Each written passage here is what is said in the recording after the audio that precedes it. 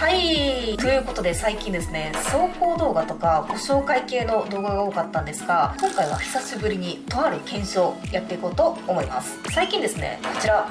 LC レーシングさんの14分の 1-2WD バギーの BH1、 前回の動画でも登場したこのマシンなんですが、オプションパーツが発売されまして、はいドーン12種類ですね、揃えてみました。ということで今回はこのオプションパーツをご紹介しつつ、ノーマル状態とオプションパーツを組んだ状態でマシンの挙動に違いがあるのか、久々にあのマシンを使って検証していこうと思います。ということでまずはこちらのオプションパーツをご紹介していこうと思います。これがですね、めっちゃかっこいいんですよ。まずはこれ、アルミのキャスターブロック、リアハブリンクマウント、リア側のアームマウントで、続きましてスタビライザーのセット、まだまだいきますよ。リアのボールスタッドマウント、バルクヘッドで、これがまたかっけえ、ステアリングのベルクランク&ラック、サーボホーン、そしてですね、最後にこちら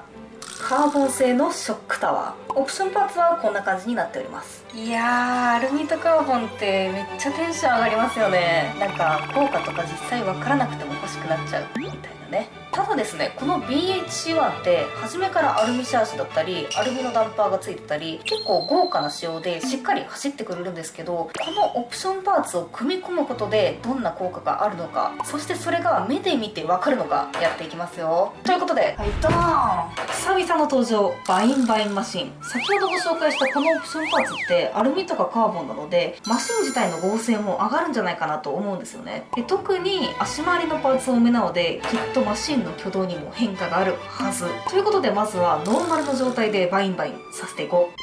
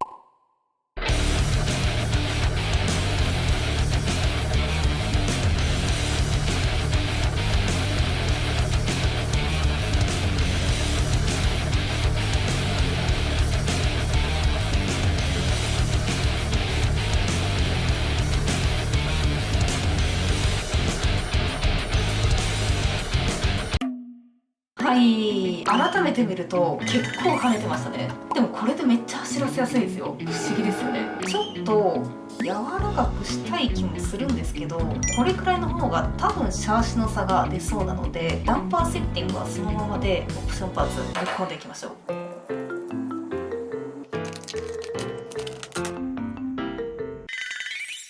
ちょっとですね、ダンパーステなんですけど、説明書がなかったので代わりにご説明させていただきますと、付属の長いビスをダンパーステの後ろ側から入れて、まず普通のナットでここを締めます。それからこの付属のプラスチックのキャップをここにかぶせて、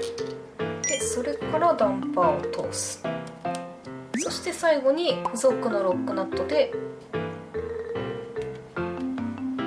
しっかり締めると。今ですね、ステアリング周りを組んでたんですけど、ちょっとご注意していただきたいのがこちらの付属のスペーサーを入れる場所。これもですね、説明書がないんで結構難しいですよね。ここにですね、ベアリングを上と下から入れる構造になってるので、この真ん中が中空になっちゃうんですよね。でその状態でネジを刺すと上下ともインナーレースが押されてしまってベアリングがロックしてしまうので、それを回避するために下のベアリングと上のベアリングを入れる前、ここの間にスペーサーをこんな感じで入れてあげると。でもう一つ上からベアリングを入れてネジを締めると。そうするとこんな感じ、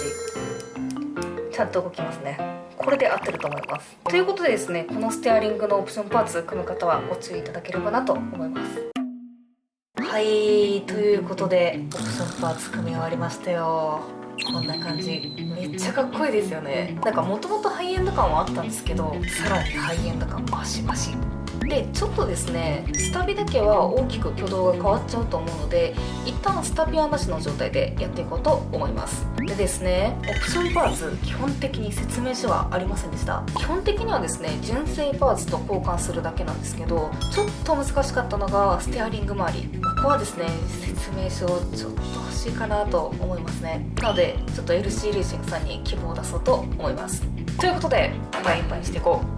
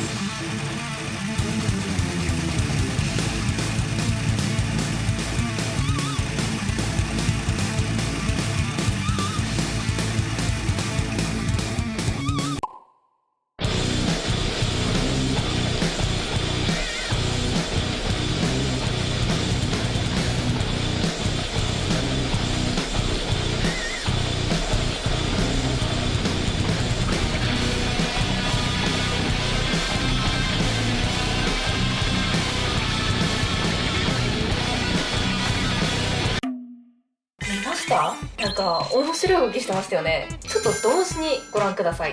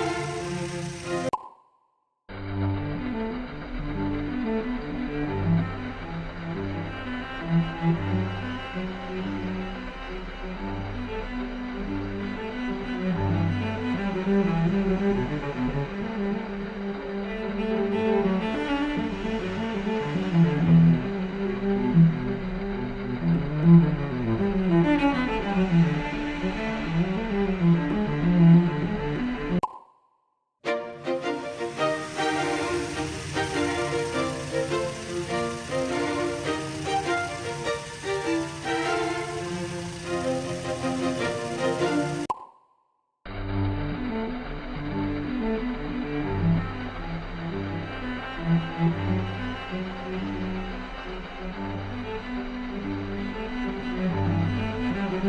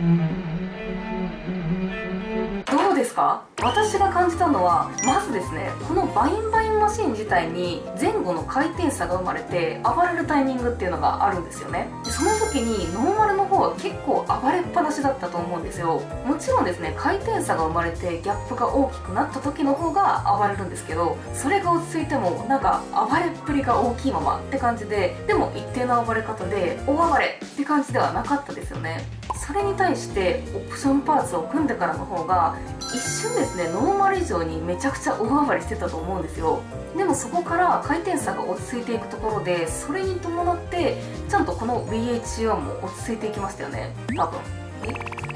私だけじゃないですよね。オプションパーツを組むことによっていいか悪いかは別としてですね、路面に対しての挙動がはっきりするのかなって感じでしたね。面白い。いやー、今回結構面白い結果が見れて満足したので、ここまでにしておこうと思います。これ多分この状況からだったらダンパーセッティングに対する変化もさらにもっと如実に出ると思うんですよ。以前のダンパー比較はシャーシが全体的に柔らかい DT02 シャーシのノーマルでやったので、あれよりももっとはっきりした差が出るんじゃないかなと思うんですよね。なのでですね、また改めてダンパー深掘りしていこうと思います。いやー、楽しかった。終わりー。